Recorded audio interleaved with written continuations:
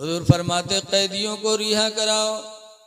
दूसरे नंबर पर फरमाते वतुइमुल जाइआ, और भूखों को खाना खिलाया करो। रमजान का मुकद्दस महीना आ रहा है। ऐ लोगो, अल्लाह तौफीक दे तो रोजादार को इफ्तारी कराओ, अल्लाह तौफीक दे तो सेहरी खिलाओ, रोजादार को खाना खिला दो। खाओ खिलाओ भूखों को। आम भूखों को खाना खिलाने का पैगंबर हुक्म दे रहे हैं, और रोजेदार को खिलाना कितना बड़ा सवाब का काम है। लेकिन देखा जाते बहुत से लोग ले कटोरिया मस्जिद में जे तक अपन अलग ही रखी हैं। अगर बढ़िया आइटम हुई तो का अलगे रखी हूँ मैं न मिली है तके जही है वह में से कहीं है अपनों वाला कहीं है। बहुत से लोग अफ्तारी में बैठी हैं तो निगाह डटाए रहे हैं, जो बढ़िया बढ़िया है वो वाले हपर हपर इनके आगे उनके आगे को फका फक खाते रहेंगे। जर्रा बराबर शर्म नहीं। खाने का तरीका बताया गया है कि जब दस्तरखान पे बैठो तो अपने सामने जो चीज हो उसी को खाओ, दूसरे के सामने से मत उठाओ।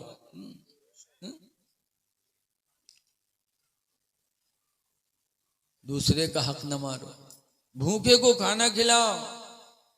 रमजान का महीना आ रहा है, रोजा रखो। आज बहुत से लोग रोजा नहीं रखते कि हम कमजोर हो जाएंगे। गोरहा रहन तो तनी भदमैले हुई जीवे। ऐ लोगो, रोजा रखने से कोई गोरा बदसूरत नहीं होगा, काला बदसूरत नहीं होगा। बल्कि सुनो, अपने बाप आदम अलैहिस्सलाम का जमाना देखो। हजरत आदम अलैहिस्सलाम जन्नत में थे तो सफेद थे, और जब जन्नत से जमीन पे उतारे गए, धूप लगी हवा लगी तो आदम अलैहिस्सलाम काले हो गए। जब काले हो गए तो रब से दुआ मांगी, परवरदिगार जन्नत में था तो रंग सफेद था, दुनिया में तूने भेजा तो रंग काला हो गया। अल्लाह ताला ने फरमाया, आदम अगर वही सफेदी चाहते हो तो अय्यामे 20 के रोजे रखो, हम रोजों की बरकत से तुम्हें गोरा कर देंगे। सुभान अल्लाह, सुभान, तुम्हें सफेद कर देंगे। अय्यामे 20 कौन रोजे हैं? हर अरबी महीने की 13, 14, 15 तारीख को अय्यामे 20 सफेदी के दिन कहे जाते हैं। वो 3 सफेदी के दिन को सूरज पूरा मुकम्मल रहता है, रोशनी ज्यादा होती है। आदम अलैहिस्सलाम ने उन 3 दिन रोजे रखे तो तीनों रोजों की बरकत से अल्लाह ने आदम के हुस्न को वापस फरमा दिया। तो मेरे भाई, जब हमारे तुम्हारे बाप आदम रोजे की बरकत से हसीन हो सकते हैं तो हम तो उनकी औलाद हैं। हम अगर रोजा रखेंगे तो अल्लाह ताला हमें काला कहाँ बनाएगा, हमें बदसूरत कहाँ बनाएगा। अल्लाह रोजों की बरकत से अल्लाह हमें तुम्हें भी हुस्न अता फरमाएगा। इसलिए रमजान के महीने की कद्र करो। हजरत अबू हुरैरा सहाबी रदियल्लाहु अन्हु रवायत करते हैं कि रमजान का एक रोजा की बरकत ये है कि एक रोजे की बरकत से रोजा रखने वाला जहन्नम से इतना दूर कर दिया जाएगा, इतना दूर कर दिया जाएगा, जैसे कोई कौवा का बच्चा पैदा हो और पैदा होने के बाद वो कौवा का बच्चा उड़ने लगे और उड़ते उड़ते उड़ते उड़ते बूढ़ा हो जाए। तो इस उम्र में जितनी दूर तक वो कौवा का बच्चा उड़ जाएगा, रमजान के एक रोजे की बरकत से अल्लाह मुसलमान को जहन्नम से उतना ही दूर फरमा देगा। लिहाजा अज़ाब इलाही से बचना चाहते हो तो आने वाले रमजान की कद्र करो, रोजा रखो। मुसलमानों, अगर बीमार हो तब भी रोजा रखो, हो सकता है अल्लाह रोजे की बरकत से तुम्हें शिफायाब फरमा दे। रोजा रखो, भूखों को खाना खिलाओ। लेकिन आजकल देखा जाता है कोई मुसाफिर गांव में यहाँ आएगा अगर मस्जिद में रोजादार और मुसाफिर है तो अगर कोई अपने घरे बुला लेगा कि चलो हम अपने घरे खवेबे, हुआ गवा मेहरुआ से कहे तनी एक खुराक खाना बढ़ाई लियो, ये का है अरे एक मुसाफिर आए रहा है मस्जिद में ले आए तो इतना बड़ा गांव पड़ा रहा है कोई नहीं लेगा, तुम्हें बहुत धन्य सेठ रहा, तुम्हें बुला लाए, जाओ बनाओ खवाओ, हम न जी। आज की कुछ चुड़ैनी औरतें ऐसी हैं जो एक खुराक खाना देने पर मरती हैं। लेकिन ए मेरी माँ बहनों, जरा हजरत उमर की बीवी की जिंदगी देखो। हजरत उमर फारूक आजम रदी अल्लाह ताला अन्हु की बीवी कैसी थी? मदीने मुनव्वरा के करीब एक औरत थी, बेवा, कमजोर थी, अक्सर फाका करती थी। हजरत उमर को पता चला तो अपनी बीवी से कहा कि मेरी बीवी मदीने के करीब फला जगह एक बेवा औरत है, कमाने वाला कोई नहीं, अक्सर फाका करती है। कहा तो खाना बना दो, ले जाओ खिलाओ। हजरत उमर की बीवी ने खाना बनाया, हजरत उमर लेके गए और दरवाजा खटखटाया। बुढ़िया ने दरवाजा खोला, पूछा मदीने कौन? कहा मदीने का उमर है, खाना लेके आया, खाना ले लो। तो बुढ़िया ने कहा बेटा अभी एक साहब खिला के गए हैं, अब खाना नहीं चाहिए। खा गए, खिला के गए एक साहब। हजरत उमर आए, बहुत अफसोस। बीवी ने देखा तो कहा क्या हुआ? कहा वो नेकी हमसे पहले कोई हमारा भाई लेके चला गया। तो आजकल की औरतें मेरे हुई तो कहीं चलो ठीक है, काम नामो होगा, कामो होगा, ठीक है बैठो। लेकिन नहीं, हजरत उमर की बीवी कहती हैं ए मेरे प्यारे शौहर, गम न करो, आज अगर वो नेकी कोई दूसरा लेके गया है तो कल मैं बहुत सुबह खाना बनाऊंगी और सुबह सुबह लेके जाना, तो वो नेकी हमको तुमको नसीब हो जाएगी। सुभान अल्लाह, सुभान। नारे तकबीर, नारे रिसालत, मसलके आला हजरत, जश्न हुए से करनी, अजमत मेहमान नवाजी, हजरत अल्लामा मुफ्ती रफीक आलम खन्नापुरी, जिंदाबाद जिंदाबाद। दूसरे दिन बहुत सुबह उनकी बीवी ने खाना बनाया, लेके गए। फिर दरवाजा खटखटाया, बुढ़िया ने दरवाजा खोला, पूछा कैसे? कहा मदीने का उमर है जो कल खाना लेके आया था, आज आया हूँ, खाना ले लो। तो बुढ़िया ने कहा बेटा मुलाकात नहीं हुई है, अभी अभी तो एक साहब खिला के निकले, बेटा मुलाकात हुई होगी आपसे। बेटा खा चुका होना ही चाहिए। हजरत उमर फिर वापस आया, फिर बहुत गमगीन। बीवी ने पूछा क्या हुआ? कि आज भी हमसे पहले वो नेकी कोई लेके चला गया। उनकी बीवी कहती है अच्छा घबराओ नहीं, कल रात आने दो, मैं रात में खाना बनाऊंगी और रात ही में खाना बना के तैयार कर दूंगी, नमाज फजर पढ़ के फौरन लेके जाना। तब उतनी रात लेके गए। जब वहां लेके गए, दरवाजा खटखटाया, बुढ़िया ने कहा कौन? कहा मदीने का उमर है, खाना लेके आया है। तो दरवाजा खोल दिया। जब हजरत उमर खाना लेके गए तो क्या देखते हैं कि हजरत अबू बकर सिद्दीक रदी अल्लाह ताला अन्हु बुढ़िया को खाना खिला के और बर्तन बांध कर आने की इजाजत मांग रहे थे। तो हजरत उमर हजरत अबू बकर से चिपट गए और चिपट के रोने लगे, कहने लगे अबू बकर अमीरुल मोमिनीन, खुदा की कसम अल्लाह की मखलूक में तुमसे ज्यादा नेकी कमाने वाला कोई नहीं है। ए मेरे दीनी भाइयों, सहाबा के अंदर ये जज्बा था भूखों को खाना खिलाना। ए मेरी माँ बहनों, तुम भी भूखों को खाना खिलाओ, पता नहीं किसकी दुआ लग जाए, दुनिया भी अच्छी हो जाए, आखिरत भी अच्छी हो जाए। तीसरे नंबर पर हुजूर फरमाते वऊदुल मरीजा, और बीमारों की इयादत किया करो। मुस्लिम शरीफ की हदीस में है कि क़यामत के दिन एक बंदा अल्लाह की बारगाह में हाजिर होगा तो अल्लाह उससे नजर रहमत मोड़ देगा। तो कहेगा अल्लाह मैंने नमाज पढ़ी, रोजा रखा, हमसे नजर रहमत तुम मोड़ रहा है। तो अल्लाह फरमाएगा मैं बीमार पड़ा था तो मुझे देखने नहीं आए। तो बंदा चौंकेगा, अल्लाह तू कब बीमार हुआ? बीमार तो बंदे होते हैं, तू परवरदिगार है, तू कब बीमार हुआ? तो अल्लाह फरमाएगा तेरा फला पड़ोसी बीमार था, तू देखने नहीं गया। अगर तू अपने पड़ोसी को देखने गया होता तो मैं वहां मौजूद था, मेरी तेरी मुलाकात हो जाती। पता चला कि जब कोई बीमार होता है तो अल्लाह इतना मेहरबान है कि अल्लाह की रहमतें उस बीमार के पास जलवागर होती है। लिहाजा लोगों मोहब्बत फैलाओ। हुजूर आगे फरमाते तहादू, हदिया भेजा करो। हदिया जैसे घर में गोश्त बने, खीर बने, जर्दा बने, तो एक कटोरी में अपने पड़ोस को भी दे दो, हदिया भेजो। हुजूर फरमाते तहादू, हदिया भेजा करो। क्यों? लिअन्नल हदियता तज़हबु हर्रस सदरी, इसलिए कि हदिया दिलों के जलन को दूर कर देती है। दिलों से हसद को हदिया निकाल देती है। जब तुम अपने पड़ोसी के यहाँ हदिया भेजोगे तो पड़ोसी के दिल में अगर तुम्हारी तरफ से कोई हसद जलन होगी तो हदिया की बरकत से वो हसद खत्म हो जाएगी और पड़ोसी भी तुम पर मेहरबान हो जाएगा। लोगों, इखलाक अपना सीखो। हदीस शरीफ में पूछा गया कि सबसे अच्छा मुसलमान कौन है, तो सरकार ने फरमाया कि सबसे अच्छा मुसलमान वो है जिसका इखलाक अच्छा हो। इखलाक अच्छा हो, इखलाक आम करो।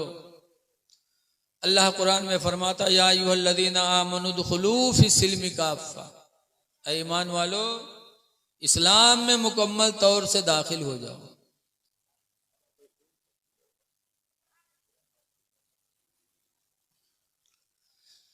मेरे भाइयों, आज मेरे भतीजे का एक्सीडेंट हो गया है, तो नानपारा हॉस्पिटल में लेके गए हैं, वहाँ जवाब मिला। बहरेज लेके गए, एडमिट किया और ईसा के बाद वहाँ से भी जवाब हो गया।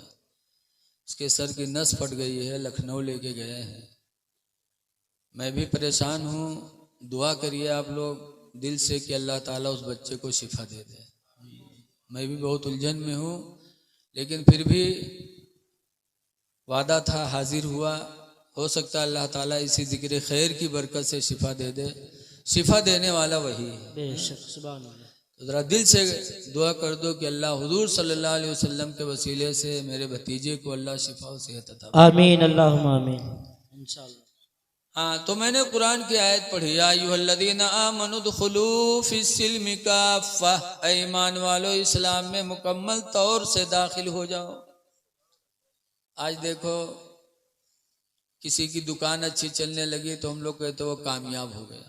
कोई सरकारी नौकरी पा गया तो हम समझते वो कामयाब हो गया। आज जब हम गाड़ी में बैठे हैं तो हमसे जमशेद बोले कि जब आया रहा इससे पहले तो हमारा तनख्वाह 25,000 रहा है, अभी 1 लाख हो गया। मुझे बड़ी खुशी हुई, अल्लाह ताला और तरक्की अता फरमाए।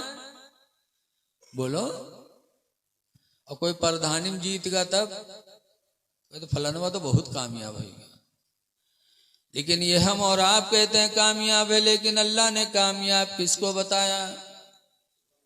कुरान में अल्लाह फरमाता है क़द अफ़लहल मोमिनून, वो ईमान वाले कामयाब हैं, वो मुसलमान कामयाब हैं। अल्लज़ीना हुम फ़ी सलातिहिम ख़ाशिऊन, जो मोमिन अपनी नमाजों में खुशू करते हैं। सुभान अल्लाह, सुभान अल्लाह। नमाजों में खुशू करने वाले कामयाब हैं। नमाज पढ़ो तो खुशू पैदा करो, ये नहीं कि ननियत बांधे को यहाँ खजवाओ तो को हुआ खजवाओ तो को दाढ़ी बाल कर दो। नमाज में खुशू पैदा करो। नमाज में खुशू पैदा करने वाले मोमिन, कुरान फरमाता वो कामयाब है। साहबे किराम ने नमाज में खुशू पैदा किया। अब आज नमाज के ठेका लिए, नमाज कौन मेरे पढ़ा था? मौलाना अब्दुल मुस्तफ़ा आज़मी लिखा था कि 4-5 ठोर नमाज की तबलीग के लिए निकले, रास्ते में दरिया पड़ी तो वज़ू बनाए के दरिया के किनारे जमात करे लगे। एक इमाम बना, 4 मुक्तदी बने। नमाज होत रहा, इतने में यहाँ दरिया में कौनो चीज़ जोर से कूदी तो एक नमाजी बगल वाले से कहती ये कौन चीज़ कूदी है रे? तो बगल वाला कहते हैं मछली है और का है। तीसरा का कहते हैं चुप रहो। तो चौथा कहता तुम सबकी नमाज टूट गई। इमाम साहब कहते हैं मैं नहीं बोला हूं, मेरी नमाज नहीं टूटी। हम बताओ, नमाज के ठेकेदार और नमाज ऐसी है? नमाज में खुशू पैदा करो। हजरत इमाम हुसैन रज़ी अल्लाह ताला अन्हु के मझले लड़के हजरत अली और हजरत इमाम हुसैन के मंझले लड़के अली औसत मदीने मुनव्वरा में रहते थे। एक दिन नमाज पढ़ने लगे, अल्लाह की मर्जी की हालत नमाज में उनके घर में आग लग गई। आग लगी, मदीने के लोग दौड़े आए, आग बुझाने लगे और हजरत अली औसत ऐसे ही नमाज पढ़ते रहे। नमाज में कोई फर्क नहीं आया। जब नमाज उनकी खत्म हुई तो मदीने के लोगों ने कहा ताज्जुब अली औसत कि हम सब इतनी दूर दूर से आकर के आपके घर की लगी हुई आग को बुझा रहे हैं और आप ऐसा नमाज पढ़ने लगता है, आपको कुछ पता ही नहीं चला। तो अली औसत कहते नहीं नहीं ना, अगर तुम लोग आग बुझा रहे थे तो मैं भी तो बुझा रहा था। आप कहाँ बुझा रहे थे, आप तो नमाज पढ़ रहे थे। हजरत अली औसत कहते तुम लोग दुनिया के पानी से दुनिया की आग बुझा रहे थे, मैं सजदा के जरिए आखिरत की आग को बुझा रहा था। आग मैं भी बुझा रहा था, आग तुम भी बुझा रहे थे, फर्क इतना है कि तुम लोग दुनिया की आग बुझा रहे थे, मैं आखिरत की आग बुझा रहा था। मदीने के लोगों ने जब सुना तो उस दिन से अली औसत कहना छोड़ दिया। मदीने वालों ने उसी दिन से उनका नाम ज़ैनुल आबिदीन रख दिया। ज़ैनुल आबिदीन, आबिदों की जीनत, इबादत की जीनत है इमाम हुसैन के लड़के अली औसत। ऐ मुसलमानों, अपनी नमाज में खुशू पैदा कर। कैसी नमाज थी इमाम ज़ैनुल आबिदीन की, और इखलाक उनका कैसा, कितना अच्छा था। आप लोगों ने सुना होगा, आज तो हम लोगों के अंदर बदले का भावना है, बदला लेंगे, लेकिन करबला वालों और नबी के घर वालों की जिंदगी सामने रखो, इंशाअल्लाह कभी बदले का जज्बा नहीं पैदा होगा। ये ज़ैनुल आबिदीन कौन है? करबला में बीमार थे, 22 साल के थे। इनके सामने भाई शहीद हुए, बाप भी शहीद हुए, और इमाम हुसैन जब शहीद हो गए तो इनकी लाश पर घोड़ा दौड़ाया जालिमों ने, जिस्म की हड्डियां टुकड़े टुकड़े की। कौन दौड़ाया था घोड़ा? एक बड़ा बदनसीब इंसान था जिसका नाम है मालिक बिन सिनान, जिसने घोड़ा दौड़ाया था। इमाम ज़ैनुल आबिदीन ने अपनी नजरों से देखा करबला में क्या गुजरी होगी दिल पर, कि जिसके बाप को शहीद करके उसकी लाश पे घोड़ा दौड़ाया जाए।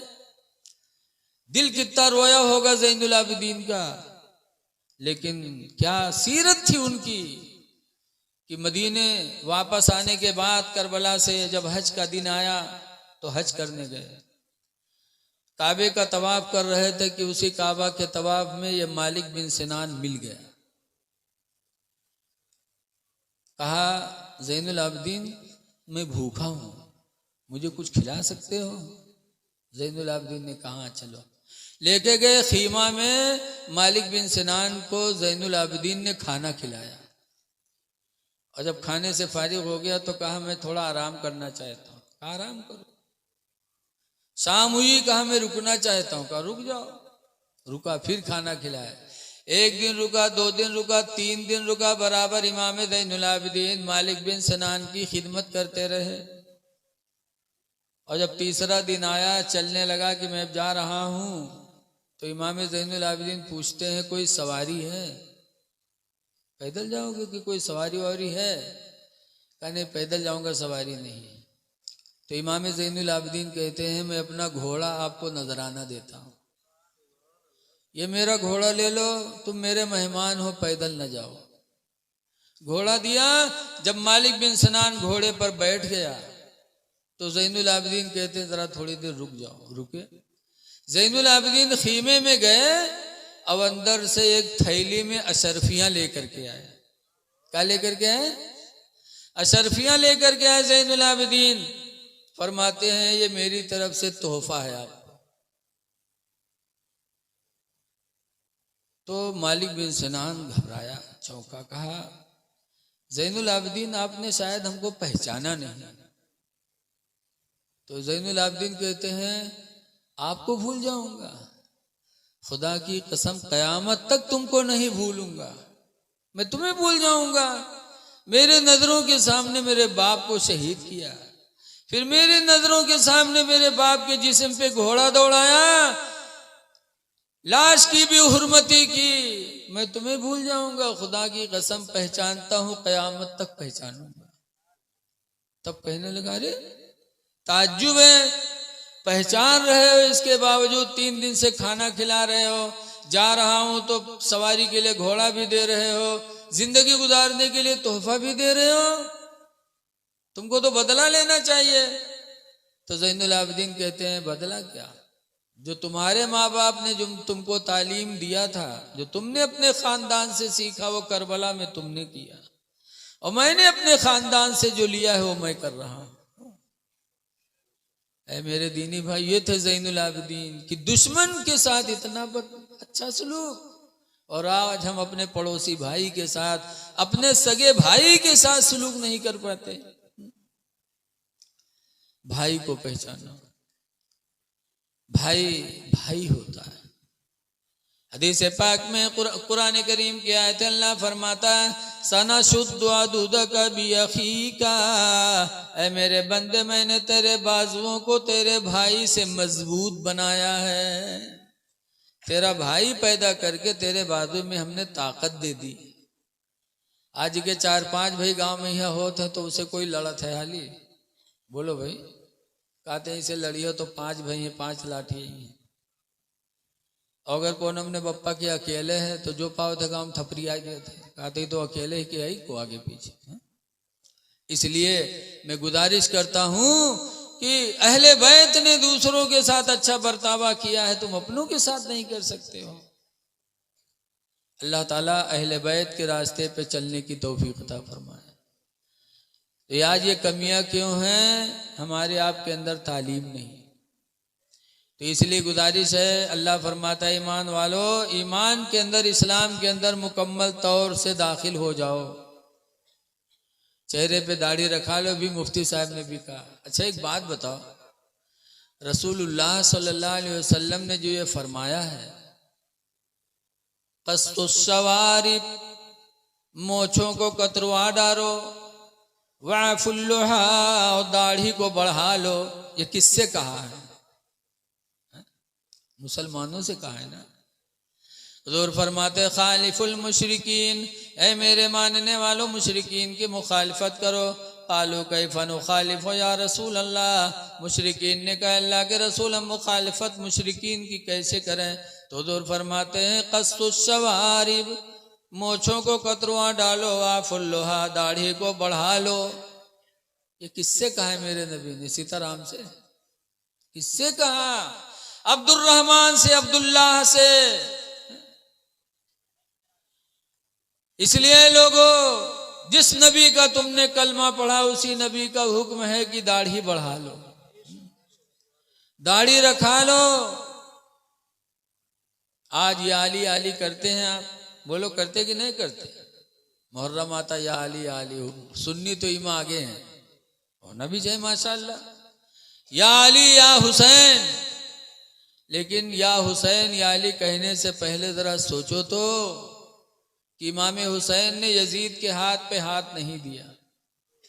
कहीं काफिर था वो? काफिर नहीं था, मुसलमान था। हाथ पे हाथ नहीं दिया इमाम हुसैन ने, मदीना छोड़ दिया। मदीना छोड़ना पड़ा तो इमाम हुसैन ने मदीना छोड़ा, लेकिन हाथ पे हाथ नहीं दिया। वो मदीना जिस मदीने में हर मुसलमान की जाने की तमन्ना है, बोलो, दुआ की जाती है, दिखा दे या इलाही वो मदीना कैसी बसती है, दिखा दे या इलाही वो मदीना कैसी बसती है, जहाँ पर रात दिन मौला तेरी रहमत बरसती है। वो मदीना इमाम हुसैन ने छोड़ दिया। मक्का गए तो मक्का छोड़ना पड़ा, छोड़ दिया। कूफा गए, जान देनी पड़ी, जान दे दी, लेकिन यजीद के हाथ पे हाथ नहीं दिया। क्यों? यजीद ने नमाजें छोड़ दी थी। यजीद ने उम्मते मोहम्मदिया में सबसे पहले दाढ़ी बनवा डाली थी। शराब पीने लगा था तो बेनमाजी हो गया था, दड़मुंडा हो गया था, शराबी हो गया था। तो हुसैन ने हाथ पे हाथ नहीं दिया, सब कुछ तज दिया, लेकिन उसके हाथ पे हाथ नहीं दिया। ऐ मुसलमानों या हुसैन कहने वाले, अगर तुमने नमाजें छोड़ी और तुमने दाढ़ी बनवाई तो क्या कयामत के दिन हुसैन की शफाअत नसीब होगी? और जब हुसैन की शफाअत नहीं मिलेगी तो उनके नाना की शफाअत आपको कब मिलेगी? इसलिए हुसैनी हो तो नमाजें पढ़ो, वरना या हुसैन कहना झूठ होगा। हुसैनी हो तो चेहरे पे दाढ़ी रखा लो, हुसैनी हो तो शराब से बिल्कुल दूर हो जाओ। शराब व जुआ ये गंदगी है। कुरान ने साफ साफ फरमा दिया, इन्नमल खम्रु वल मैसरु रिजसुन, बेशक शराब पीना, जुआ खेलना दोनों गंदगी हैं। मिन अमल शैतान, ये दोनों शैतान के काम हैं, इंसान के काम नहीं, शैतान के काम है। इसलिए इन सबसे बचो, सच्चे पक्के मुसलमान बन जाओ, वरना याली याली कहने वाले दुनिया में बहुत हैं। बोलो है कि नहीं है? मौलाना अब्दुल मुस्तफ़ा आजमी एक वाक़िया लिखे हैं, अगर घबराए न हो तो बताए दें। हैं? एक याली याली कहे वाला रहा है आदमी, बताते हैं एक मौली साहब रहे तो पढ़ावे नहीं जाए, घर में परे रहे, पलंग पर परे रहे, तो जो घर में रहा है खत्म होगा, लड़का भूखन मरे लागे, तो मुलबियन कहे लागी आए रे तू घर में लेटे पलंग पर, लड़का भूखन मरे थे, चले जा कहूँ पढ़ाओ वढ़ाओ रे, तो मौलवी कहते हैं चुप, तो मौलबियन चुप होगी। लेकिन पेट कहाँ चला जाए, दूसरे दिन फिर मौलबियन कहे लागी चले जा रे अल्लाह वास्ते घर छोड़ दे जा कहूँ पढ़ाओ वढ़ाओ रे, लड़का भूखन मर रहे थे तो और गैरत मरी गई रे, चले जा पढ़ाओ कहूँ, तो मौलवी कहा था तो हमका नहीं जाना थे, हम थूक से रुपया पैदा करी थे, कहीं हाँ हाँ अत्ते तोरे थूक में असर हो तो लड़का भूखन मरती रे, जा रे बेगैरत चले जा कहूँ पढ़ाओ वढ़ाओ। जब मौलवियन पीछे पड़ गए तो मौलवी के कुछ शर्म है, तो मौलवी उठे घर से चले गए। एक बहुत बड़े शहर में पहुंचे, एक मस्जिद बहुत बढ़िया देखी, नालिशान बहु के मुहर्रम बैठ के रोवे लगे, तो मस्जिद हुई शिया लोगन के, तो इत्तेफाक से जब शिया नमाज पढ़े पहुंचे तो देखें तो कहन काहे रो तो इन हम बहुत गरीबन भूखन मरी थे, मस्जिद में रख ले तो झाड़ू वाड़ू दी, हमका सिर्फ खाना चाहिए बाकी कुछ न चाहिए। तो शिवे कहन यार इतना सस्ता आदमी कहाँ मिली, कर रख लो, रख ली। मौलवी झाड़ू दे लागे, खाना पावे लागे, हफ्ता 2 हफ्ता गुजरा, फिर एक दिन मौलवी बैठ रो में मुहारे में ही है, तो शिवे फिर गए, जब देखें तो कहन अब काहे रो तो कहन हम पढ़ नहीं पावा, जाहिल हन, इसी अफसोस में रो रहे हैं, अगर पढ़े लिखे हुए तो हमरो इज्जत हो, तो कहें तो अब रोवत का है, नहीं पढ़े हो तो कायदा ले आओ, इमाम साहब थे पढ़ लो, तो मौलवी गए कायदा ले आए, इमाम साहब थे पढ़े लगे, इमाम साहब बिस्मिल्लाह कह के अलिफ बे ते से जीम है खे दाल का वहन कहा चले गए, जब जाल का वहन तो मौलवी जाल कहाँ, इमाम साहब जाल का हुआ है वो जाल का है, जाल कहबे नहीं करे, तो इमाम साहब सबक रोक दिए। दूसरे दिन फिर जब शुरू करें तो फिर हुए गवा अटक गया मामला, अब वो जाल का हुआ है वो जाल का है, अनपढ़ का पढ़ाई लो, पढ़ा लिखा को पढ़ाई पे, तो जाल कहबे नहीं करे, तो इमाम साहब आगे बढ़ाई नहीं, धीरे धीरे धीरे धीरे हफ्ता गुजर गया, बाबा आगे सबक नहीं पड़ा, वही जाल पर मामला अटका पड़ा, धीरे धीरे बात मशहूर होए लगा, पूरे शहर में बात फैल गई धीरे धीरे, जहाँ देखो हमें लोग बताए कहा हाय कितना घामड़ है हो, कितना बदअकल है, बताओ हफ्ता होगा आज तक जाल नहीं कह पैसो, पूरे शहर में मौलवी बदनाम होगा।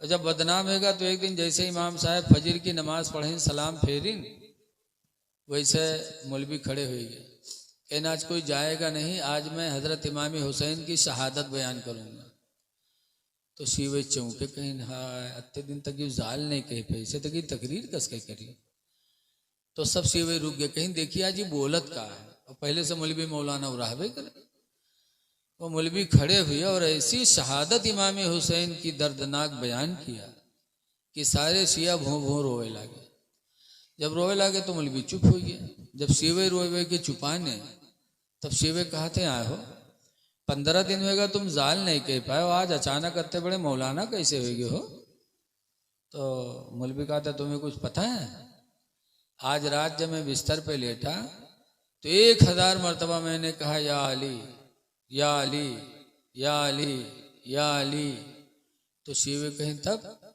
तो कहीं 1000 मरतबा जब मैंने पुकारा तो हजरत अली तशरीफ ले आए, तो शिवे चौंके कहीं हाय हमारे लोगन जिंदगी गुजर गए, आली आली कहा तो नहीं आए, तो आज रात में कहे आज रात में तेरे पास आएगी, तो मौलवी कहते हैं हमरे नसीब के बाद, कहीं फिर कब हुआ, कहीं हजरत अली आए, कहा क्या चाहता है, मैंने कहा मैं पढ़ना चाहता हूँ, कहा मुँह खोल, जैसे मैंने मुँह खोला तो मेरे मुँह में हजरत अली ने थूक दिया, और जैसे हजरत अली का थूक अंदर गया मैं बहुत बड़ा मौलाना बन गया, अब जौन चाहो तकरीर सुन लो, जौन चाहो मसला सुन लो। तो शिवे कहीं हाय हमारे लोगन जिंदगी गुजर गई, अली कहत अली नहीं आए, और तू आजे कहे आजे आए तेरे मुंह में थूकी दीन, तो भाई हम आपका हाथ जोड़ते हैं, अली का थूक मिले कहाँ, तुम्हारे मुंह में अली ने थूका है तो तुम हम लोगों के मुंह में थूक दो, कम से कम तुम्हारे वसीले से अली का थूक तो हम लोग पा जाएंगे। तो मौलवी कहते हाँ, अति मेहनत के बाद उनका थूक पावा तो कैसे थूक देवे। लेकिन फिर मौलवी कहते एक मुंह में थूका ही 100 रुपया लेवे। तो शिवे कहते हाँ तुम 100 की बात करते हो, अली का थूक मिले कहाँ यार। भाई एक शिवा आगे बढ़ा 100 के नोट दिस मुँह खोलिस तो के मुँह में मौलवी थूकिन। बस दोसर का शिवा बड़ा बहुत 100 रुपया दिस भो के मुँह में थूकिन। बस यूं की लाइन लग गई, 100 रुपया डायरेक्ट चले जाए, मुँह बाबत चले जाए, मौलवी थुक्कत चले जाए। थुक्कत थुक्कत थुक्कत थुक्कत पूरे बाजार के सीएन के मुँह में थुक्किन मौलवी। और जब मर्द खत्म भे थुकाए के तो मेहरुए चली, उन्हों तो बहुत शौकीन होते हैं, उन्हों मुँह बावे लागे आ जाए के, उन्हों के मौलवी मुँह में थूक के लागे 100 रुपया पावत रहे। अल्लाह जाने को मौलवी के थूक कहाँ से अत्ता आवत रहा है। वैसे अखथू ऐसे करे, थूकते थूकते पूरे बाजार के सीएन की औरतों के मुंह में थुक्का मौलवी ने। और जब सब थुकाए थुकाए मर्द मेहरुए चले गए घर का, और रुपया के ढेर लाग गया मौलवी के पास। जब सब चले गए तो मौलवी रात में सोचिन कि यार सवेरे तो पोल खुलिन जी, कि हम कहा हमरे मुँह माली थुक्की ने तो मत्ते बड़े मौलाना हो गए, और ये सब हमसे थुकाए थुकाए गए हैं, जान पई है न कुछ, तो सवेरे तो पोल खुलिन जी। बराते ही में हम मौलवी रुपया गठरा बांधे न भागे, भागत भागत भागत भागत गांव पहुंचे। अपने दरवाजा पर जाके दरवाजा खटखटाए, ऐसे कहीं तो मौलवी ने अंदर से पूछे थे को आए रे, तो कहीं मौलवी हुई दरवाजा खोल। तो मौलवी ने दरवाजा खोलिन, मौलवी गठरा पटकिन। तो मौलवी ने कहती मैं का भल्ला है रे, तो कहीं रुपया हो और का हो। जब मौलवी ने खोलिन तो रुपया ही रुपया। तो मौलवी ने कहते हाँ कहाँ चुराए लाए है रे, कि के घर से चुराए लाए रे इतना रुपया। तो कहीं नहीं चोरी के हुए रे, धूप के कमाई हुए रे। तो मौलवी ने कहते हैं सही बता रे कहाँ से उठाए लाए रे, कि के घर से लाया है। तो मौलवी कहते तू ही न मनी है रे, ये थूक के कमाई हुए रे, ले चल हमका काबा में ठड़िया दे रे, कसम खा ले थूक के कमाई हुए रे। जब काबा में मौलवी कसम खाए तैयार हो गए तब मौलवी मान गई। तो वही दिन से अस मौलवी के पैर दबावे, कहा हाँ हमरे मौलवी के थूक में जब इतना असर है तो के खून में कत्ता असर हो। तो इंसान जब बिगड़ता है तो शैतान का बाप बन के तैयार होता है। तो याली आली कहने वाले बहुत हैं, लेकिन याली कहने का हक वही रखता है जिसके चेहरे पे दाढ़ी हो। क्योंकि हजरत अली की ऐसी दाढ़ी थी कि बहुत से लोगों ने उनकी दाढ़ी देखकर ईमान कबूल कर लिया था। और आज हम अली के मानने वाले चेहरे पे दाढ़ी नहीं रखे हैं। दाढ़ी रखा लो है नौजवानों, बंबई चले जाओ, बंबई कोई गया होगा, वहां के मेमन के बच्चों को देखो। मुसलमानों में एक कौम है मेमन, उनसे ज्यादा खूबसूरत कोई बिरादरी में नहीं है बच्चे। सबसे ज्यादा खूबसूरत भी हैं, और दुनिया में सबसे मालदार मुसलमानों में अगर कोई कौम है तो मेमनों की है। लेकिन इतने मालदार और इतने खूबसूरती के बावजूद बंबई में देखा जाता है, गुजरात में, कि मेमन के बच्चे अजान होगी तो जुब्बा पहन करके टोपी लगा के आएंगे, दाढ़ी इतनी पूरी भरी कि लगता है कि ये कोई आलिम है। आज यहाँ कुछ नहीं है, बौरा ने घूमत है, दाढ़ी नहीं रखा होता सर। दाढ़ी रखा लो, चेहरे की रौनक है दाढ़ी में। और ऐ लोगों, कोशिश करो अपने बच्चों को दीन पे लाने की।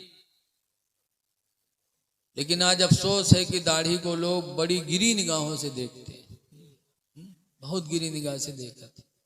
एक बिटिया के शादी है, तारीख मतलब एक बिटिया के बिहाव लाग, एक लड़का के साथ है, तो बप्पा सोचिस कि जय देखे लड़कवा कौन मेरे, तो वहाँ गए देखें तो लड़कवा दाढ़ी रखाए रहा है। तो पप्पा कहते हैं हाँ ये तो मुल्ला है, हो का कमाई का खवाई, छोड़ो पैंट बूसट वाले को बताओ, पैंटो बूसट वाले ढूंढ ली पाएंगे। देखो इंसान जिसकी तलाश करता है वो चीज अल्लाह उसे देता है। बहुत से लोग हराम रोजी के चक्कर में रहते हैं तो अल्लाह उन्हें हराम दे देता है, और कुछ लोग रिस्के हलाल की तलाश में रहते हैं तो अल्लाह उन्हें रिस्के हलाल अता फरमा देता है। बेशक सुभान अल्लाह, सुभान। जो जैसी तलाश वैसे अल्लाह ताला उसे दे देता है। तो पैंट बूसट वाला ढूंढिस तो वो मिल गया, बातचीत तय हो गए, शादी के तारीख तय हो गए। जब शादी के दिन आवा तो उका दुल्हा बनावे खातिर उका नौहावे चले, पहले दुल्हा का नबुहावत रहा, अकेले नहीं नहात रहा, अब तो अकेले नहा लेते हैं। पहले दुल्हा का नबुहावे चला, तो जब का नबुहावे चले तो पैखाना लग गया, तो चला गया लेटरिन में पैखाना करे, और पैखाना कह के जब निकला तो नुहरा नुहरा उठ ही नहीं पावे। अब का सोझावे सोझे न हो तो बाप रोवे ला, कैसा इका दुल्हा बना के चढ़ाएगा आप कैसे हुई। तो का घसीट उसीट के लेके गए ढमड़ियावत डॉक्टर के पास। डॉक्टर साहब से बताएं कि डॉक्टर साहब भी चढ़ाए गए का देखो, तो देखें तो कहना ऑपरेशन करे पड़ी ठीक हुई। तब बाप रोवे ला, कहे डॉक्टर साहब की शादी है और ऑपरेशन करी हो, अल्लाह जाने महीने में ठिकाए कि 2 महीने में ठिकाए, कैसे हुई। डॉक्टर साहब कहने घबराओ ना, 2 मिनट लागे ठीक हो जाए। डॉक्टर साहब ऑपरेशन रूम में लेके गए और दरवाज़ा बंद की, और 2 मिनट नहीं लग दरवाज़ा खोल दी। जब खोलिन तो सीधा सीधा निकला, तो सबका बहुत ताज्जुब किया, अल्लाह कौन बीमारी रहा है, 2 मिनट नहीं निकला भवा, ऑपरेशन होगा ठीक होगा। तो लोग पूछा लगे डॉक्टर साहब कौन बीमारी रहे, 2 मिनट लग ठीक होगा, ऑपरेशन कह दियो। डॉक्टर साहब कहें कोई बीमारी नहीं, पैंट के बटन बूसर में लगा ली इस रहा, पैंट के बटन बूसर में, बताओ ऐसे ऐसे चोंगा भरे हैं। हाँ, बताओ जब पैंट के बटन बूसट में लगा ली कोई तो उठ पाई हाली है, ये कोई तरक्की का लिबास है यार। पैंट बूसट पहनना नाजायज नहीं है, जायज है पहन लो, लेकिन पहनने के बाद गुलाम नबी का तस्वुर नहीं होगा आपसे। जायज है पैंट बूसट पहनना, लेकिन आज हमारे नौजवान कैसा पहनते हैं, आज पहनते हैं पैंट और शर्ट, उसके बाद पंजगाना नसीब नहीं हुए तो जुमे में ही हजात हैं। जुमा बड़ी अफजल नमाज है। हुजूर ने फरमाया है कि मेरी उम्मत में जो गरीब लोग हैं, गरीबों का हज अल्लाह ताला ने नमाज जुमा में रखा है, कि जब कोई गरीब उम्मती नमाज जुमा अदा करता है तो अल्लाह ताला उसे हज के बराबर सवाब अता फरमाता है। तो उस जुमा की नमाज तो बचाओ कम से कम, यही पैंट और शर्ट पहन के, उसके बाद यही नमाज पढ़े जुमा के, जब रुकू में है तो पैंट नीचे खसक जाए, शर्ट ऊपर चलिए, तो 2-3 अंगुल दुकान खुली, और के बाद जहाँ सजदा में गए बाद ही दुकान खुल गई। अब बताओ तुम्हारी नमाज तो गईबे की ही, सो पीछे जो देखा थे उसकी दिल की का कही बताओ। हाँ, उसकी भी नमाज तुम ले डूबे, अपनी भी नमाज तुम ले डूबे। ऐ मेरे नौजवानों, वो लिबास न पहनो जिससे नमाज में तुम्हारी सतरे औरत खुले। वो नमाज अदा करने गए, इतनी बाबरकत नमाज पढ़ने गए हो जिस नमाज के पढ़ने से अल्लाह ताला तुम्हें हज के बराबर सवाब अता फरमाता है। तो उस नमाज की तो कद्र करो, लिबास अच्छा पहनो, इतना लंबा बूसट पहनो कि जब तुम सजदे में जाओ, रुकू में जाओ तो तुम्हारी कमर खुले ना। हमारी माँ बहनें भी आज हैं, पहनी है नकाब, तो ये कमर में रस्सा बंधी है, लागत है डांका डाले जाते सुल्ताना डाकू आएगी। अरे नकाब के ऊपर से कमर में पट्टा कैसा भाई? नकाब किस लिए इजाद हुआ है? नकाब इसलिए इजाद हुआ है कि नकाब पहनने के बाद औरत की जिस्म का नीचा ऊंचा हिस्सा किसी को दिखाई न पड़े, सतर छुपाने के लिए। और पहनने के बाद कमर में रस्सा बांध लो तो कितना बेहया लगता है मामला। हमारी माँ बहनों बैठी हो, इसको जरा ध्यान से सुनो। बहुत बुरा लगता है जब कमर में कोई पट्टी औरत बांध के चलती है नकाब में, फिर नकाब का मतलब ही क्या रह गया?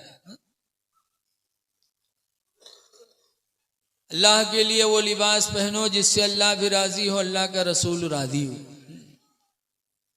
ऐ मेरी माँ बहनों, एक बात सुन लो फिर मैं अपनी तकरीर खत्म कर रहा हूं। हजरत फातिमा जहरा की जब इंतकाल का वक्त आया, हदीस में लम्मा नज़लत अलैहिल मलाइका, लम्मा नज़ल अलैहा मलकुल मौत, जब हजरत फातिमा ज़हरा के पास मलकुल मौत फरिश्ता आया रूह कब्ज करने के लिए, लम यरुद फातिमा लम तरुद फातिमा, तो फातिमा राजी न हुई। कहा कह दो कि जिस फातिमा ने किसी अजनबी आदमी को चेहरा दिखाना गवारा न किया, उस फातिमा को ये भी गवारा नहीं कि आखिरी वक्त मलकुल मौत मेरा चेहरा देखे, नहीं आने दिया। हदीस में फ़क़बदल्लाहु रूहहा, तो खुद अल्लाह ताला ने फातिमा की रूह को कब्ज फरमाया। सुभान अल्लाह। ऐ मेरी माँ बहनों, फातिमा के पर्दे का आलम है। इतना पर्दा की फातिमा ज़हरा ने कि आखिरी वक्त मलकुल मौत को भी अपना चेहरा दिखाना गवारा न किया। हक है, सुभान। पर्दा करो। दूसरी बात यह भी है कि मलकुल मौत आकर के इजाजत लिए। अब बताओ, हम में तुम में है कोई कि मलकुल मौत आके पूछे कि आई कि ना आई है? बप्पा परे है खटिया पर, लड़का यार वार बैठे हैं, बाई बात अब्बा बात अत्ते में है, बप्पा सट से गायब। हाँ बप्पा गए, अरे कि हर से आए कि हर लेके कि कुछ पता ही नहीं है? और फातिमा है कि मलकुल मौत दरवाजे पर खड़ी इंतजार में है। इसीलिए आला हजरत इमाम अहले सुन्नत फरमाते हैं कि बे इजाजत जिनके घर जिब्रील भी जाते नहीं, बे इजाजत जिनके घर जिब्रील भी जाते नहीं, और कद्र वाले जानते हैं कद्र शान ले बैत, कद्र वाले जानते हैं कद्र शान ले बैत।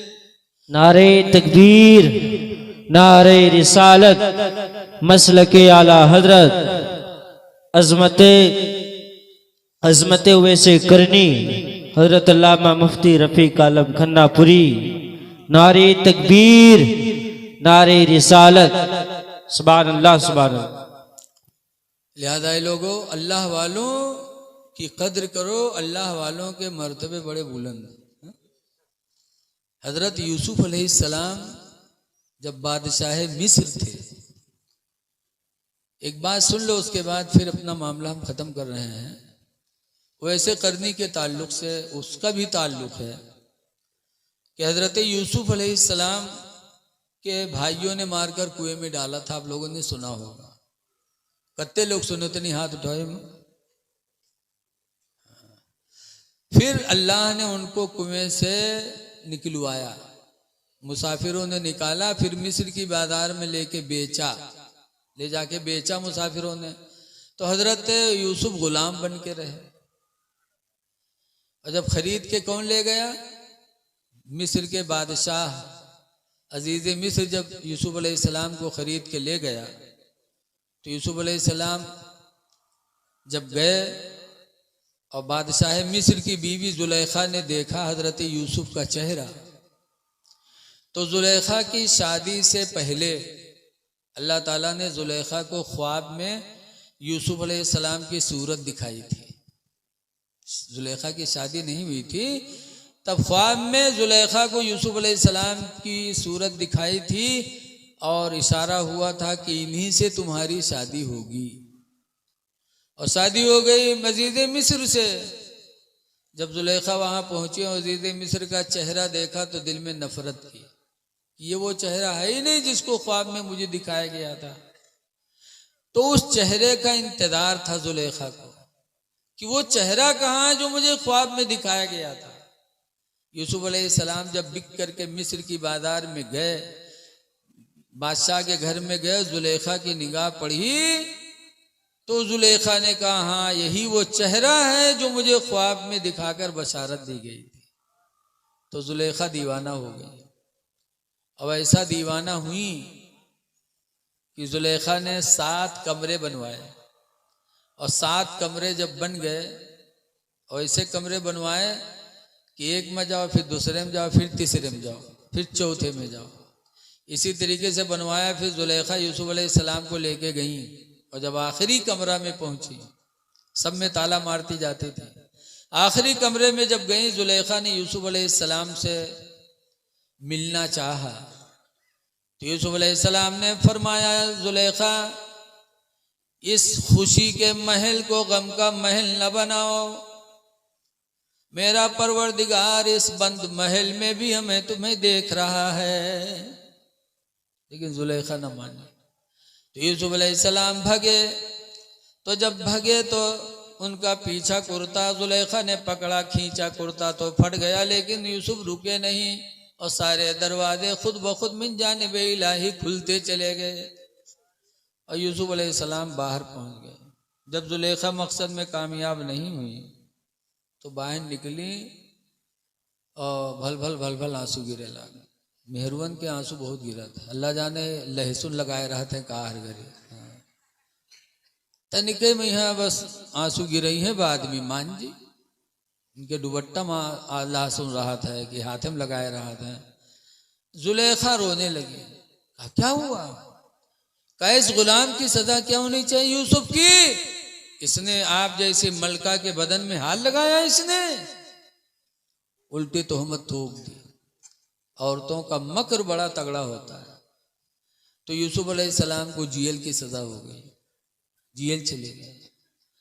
लेकिन फिर बाद में मीटिंग हुई। उस मीटिंग में फैसला हुआ कि ऐसे यूसुफ को जेल में भेजना मुनासिब नहीं है। पहले तहकीक की जाए, यूसुफ अलैहिस्सलाम का कुर्ता देखा जाए कि अगला दामन फटा है कि पिछला दामन फटा है। अगर अगला दामन फटा है तो जुलेखा सच्ची, यूसुफ झूठे, और अगर पिछला दामन फटा है तो जुलेखा झूठी, यूसुफ सच्चे। कुरान में इसका तस्करा है। 12वां पारा में है, इनकाना कुद्दा कमीसुहु मिन दुबुरिन फसदका। अगर यूसुफ का पिछला दामन फटा है तो यूसुफ सच्चा, व इनकाना कुद्दा कमीसुहु मिन कुबुलिन फसदकत। और अगर अगला दामन फटा है तो जुलेखा सच्ची है। यूसुफ अलैहिस्सलाम का कुर्ता मंगाया गया, देखा गया तो पिछला दामन फटा था। यूसुफ की सच्चाई जाहिर हो गई, जुलेखा का झूठ जाहिर हो गया। तो यूसुफ अलैहिस्सलाम को मिस्र की सल्तनत अता हो गई। सच्चाई की बुनियाद पे यूसुफ अलैहिस्सलाम को बादशाही मिस्र मिल गई, बादशाही मिस्र हो गए। सच्चाई इंसान को कहां से कहां पहुंचा दे किसी को कुछ पता नहीं। सच बोलो हर मैदान में, जाहिर में तो उसका नुकसान तुमको लग रहा है, लेकिन बातिन में जो फायदा है उससे कई गुना फायदा होगा। सच बोले सच्चाई की तो अल्लाह ने मिस्र का बादशाह बना दिया और जुलेखा बदनाम जमाना हो गई। जहां देखो मेहरुए फसर फसर बतियां, हाय जुलेखिया तो कमाल कई देश, वारे जुलेखिया, जुलेखिया नहीं देखे गुलाम का दिल दे बैठी जुलेखिया। जहां मेहरुए जी का जुड़ जाओ का बदनाम जमाना कही दे। जुलेखा बदनाम जमाना हो गई। तब जुलेखा को बर्दाश्त न हुआ, तब मिस्र की औरतों की दावत ली। मिस्र की औरतें आई दावत में, दस्तरखान सजा, औरतें बैठी, सबके हाथ में जुलेखा ने एक एक लेमू, एक एक चाकू दे दिया और कहा जिस यूसुफ के लिए तुम लोग मुझे बदनाम कर रही हो, ये लेमू उस वक्त काटना जब मेरा यूसुफ तुम्हारे सामने आएगा। कहा ठीक, बुलाओ तुम्हारे अपने यूसुफ का, देखे तुम्हारी यूसुफ कौन में रहे। गई जुलेखा, यूसुफ अलैहिस्सलाम से कहा ऐ जाने जाना जरा बाहर आई। यूसुफ अलैहिस्सलाम जब बाहर आए तो मिस्र की औरतों ने उसने यूसुफ को देखा तो उनकी निगाहें वहीं लटकी रह गईं, यूसुफ के चेहरे से लगी रह गई और हाथ पैर का पता नहीं। चाकू चला, लेमू कटे, लेमू के बाद औरतों ने अपनी उंगलियां भी काट डाली, लेकिन हाँ यूसुफ, उंगली कट गई पता नहीं। और तुम कहते हो ये कोई अफसाना होगा, अफसाना नहीं, कुरान की कहानी है। अल्लाह फरमाता है वक़त्ताना अयदियहुन्ना, मिस्र की औरतों ने अपनी उंगलियों को काट डाला। वक़ुल्ना मा हाज़ा बशरा, औरतों ने कहा कसम अल्लाह की ये कोई इंसान नहीं है, इन हुआ इल्ला मलकुन करीम, ये कोई इंसान नहीं मगर कोई नूरी फरिश्ता है जो आसमान से जमीन पे आ गया है। मान गई। लेकिन जुलेखा बदनाम जमाना हो गई तो जुलेखा ने मिस्र छोड़ दिया। अच्छा, पूरे जमाना जी के दुश्मन हो जाए तो इलाका में वो आदमी रही? बोलो भैया, जुलेखा का मिस्र में रहना मुश्किल हो गया। तो जुलेखा ने मिस्र छोड़ा, जंगल चली गई और एक जंगल के पेड़ के नीचे बैठकर रोने लगी यूसुफ की याद में। और रोते रोते जुलेखा की आंखों की बीनाई चली गई और बुढ़ापा भी आ गया, रो रही थी। एक दिन यूसुफ अलैहिस्सलाम अपने घोड़े पर सवार होकर जंगल का सैर किए और जब सैर करके निकले जंगल में पहुंचे तो हजरत यूसुफ की खुशबू जुलेखा तक पहुंच गई। याद रखो, हर नबी महका करते थे, नबी बहुत महकते थे। इसीलिए तो हुजूर का पसीना एक उम्मे सुलैम साहबिया ने बिस्तर से पहुंचकर मदीने में एक लड़की दुल्हन बनी उसको लगा दिया।